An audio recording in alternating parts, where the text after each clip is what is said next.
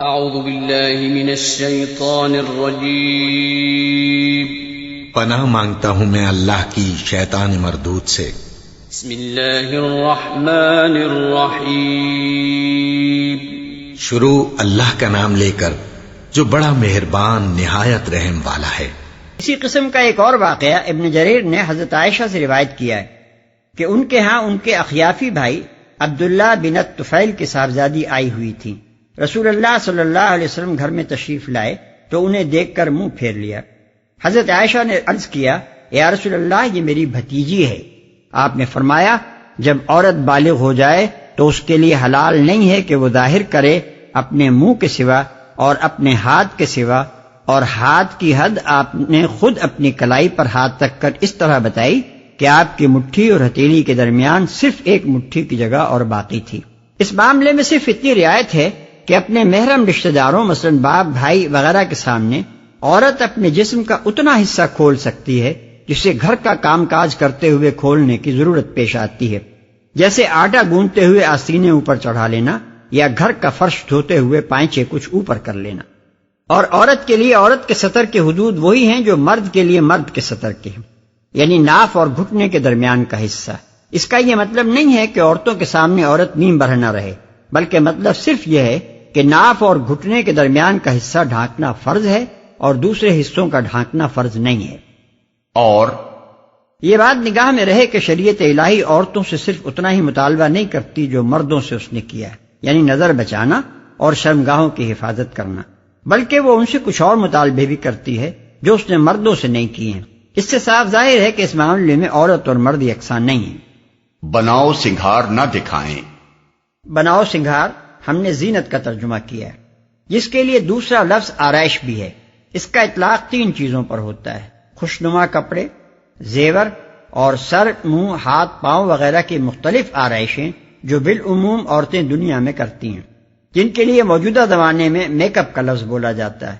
یہ بناؤ سنگھار کس کو نہ دکھایا جائے، اس کی تفصیل آگے آ رہی ہے۔ جو خود ظاہر ہو جائے۔ اس آیت کے مفہوم کو تفسیروں کے مختلف بیانات نے اچھا خاصا مبہم بنا دیا ہے، ورنہ بجائے خود بات بالکل صاف ہے۔ پہلے فقرے میں ارشاد ہوا ہے کہ لا یبدین زینتہن، یعنی وہ اپنی آرائش اور زیبائش کو ظاہر نہ کریں، اور دوسرے فقرے میں الا بول کر اس حکم نہیں سے جس چیز کو مستثنیٰ کیا گیا ہے وہ ہے ما ظہر منہا، یعنی جو کچھ اس آرائش و زیبائش میں سے ظاہر ہو یا ظاہر ہو جائے۔ اس سے صاف مطلب یہ معلوم ہوتا ہے کہ عورتوں کو خود اس کا اظہار اور اس کی نمائش نہ کرنی چاہیے، البتہ جو آپ سے آپ ظاہر ہو جائے، جیسے چادر کا ہوا سے اڑ جانا اور کسی زینت کا کھل جانا، یا جو آپ سے آپ ظاہر ہو جیسے وہ چادر جو اوپر سے اوڑھی جاتی ہے، کیونکہ بہرحال اس کا چھپانا تو ممکن نہیں ہے، اور عورت کے جسم پر ہونے کی وجہ سے بہرحال وہ بھی اپنے اندر ایک کشش رکھتی ہے، اس پر خدا کی طرف سے کوئی مواخذہ نہیں ہے۔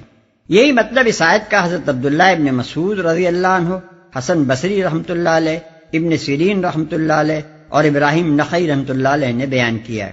اس کے برعکس بعض مفسرین نے ما ظہر منہا کا مطلب لیا ہے جسے عادتاً انسان ظاہر کرتا ہے، اور پھر وہ اس میں منہ اور ہاتھوں کو ان کی تمام آرائشوں سمیت شامل کر دیتے ہیں، یعنی ان کے نزدیک یہ جائز ہے کہ عورت اپنے منہ کو مسی اور سرمے اور سرخی پاؤڈر سے اور اپنے ہاتھوں کو انگوٹھی، چھلے اور چوڑیوں اور کنگن وغیرہ سے آراستہ رکھ کر لوگوں کے سامنے کھولے پھرے۔ یہ مطلب ابن عباس رضی اللہ عنہ اور ان کے شاگردوں سے مروی ہے، اور فقہائے حنفیہ کے ایک اچھے خاصے گروہ نے اسے قبول کیا ہے۔ احکام القرآن جساس جلد 3 صفحہ 388 اور 389۔ لیکن ہم یہ سمجھنے سے بالکل قاصر ہیں کہ ما ظہرہ کے معنی ما یظہرو عربی زبان کے کس قاعدے سے ہو سکتے ہیں۔ ظاہر ہونے اور ظاہر کرنے میں کھلا ہوا فرق ہے، اور ہم دیکھتے ہیں کہ قرآن صریح طور پر ظاہر کرنے سے روک کر ظاہر ہونے کے معاملے میں رخصت دے رہا ہے۔ اس رخصت کو ظاہر کرنے کی حد تک وسیع کرنا قرآن کے بھی خلاف ہے اور ان روایات کے بھی خلاف جن سے ثابت ہوتا ہے کہ عہد نبوی میں حکم حجاب آ جانے کے بعد عورتیں کھلے منہ نہیں پھرتی تھیں، اور حکم حجاب میں منہ کا پردہ شامل تھا، اور احرام کے سوا دوسری تمام حالتوں میں نقاب کو عورتوں کے لباس کا ایک جز بنا دیا گیا تھا۔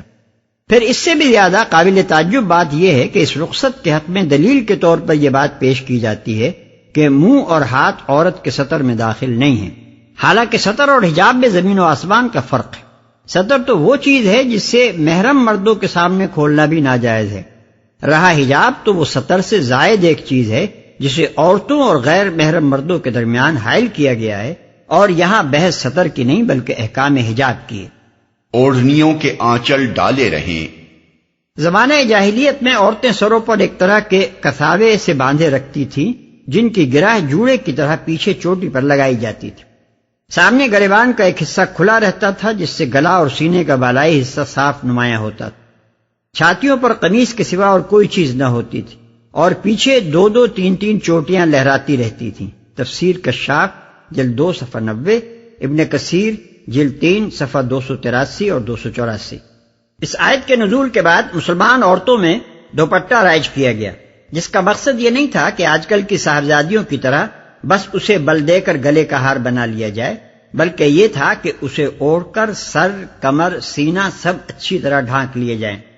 اہل ایمان خواتین نے قرآن کا یہ حکم سنتے ہی فوراً جس طرح اس کی تعمیل کی، اس کی تعریف کرتے ہوئے حضرت عائشہ رضی اللہ عنہا فرماتی ہیں کہ جب سورہ نور نازل ہوئی تو رسول اللہ صلی اللہ علیہ وسلم سے اس کو سن کر لوگ اپنے گھروں کی طرف پلٹے اور جا کر انہوں نے اپنی بیویوں اور بیٹیوں بہنوں کو اس کی آیات سنائیں۔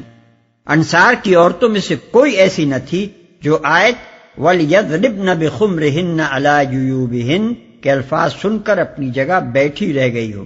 ہر ایک اٹھی اور کسی نے اپنا کمر پٹا کھول کر اور کسی نے چادر اٹھا کر فوراً اس کا دوپٹہ بنایا اور اوڑھ لیا۔ دوسرے روز صبح کی نماز کے وقت جتنی عورتیں مسجد نبوی میں حاضر ہوئیں سب دوپٹے اوڑھے ہوئے تھیں۔ اسی سلسلے کی ایک اور روایت میں حضرت عائشہ رضی اللہ عنہا مزید یہ تفصیل بتاتی ہیں کہ عورتوں نے باریک کپڑے چھوڑ کر اپنے موٹے موٹے کپڑے چھانٹے اور ان کے دوپٹے بنائے۔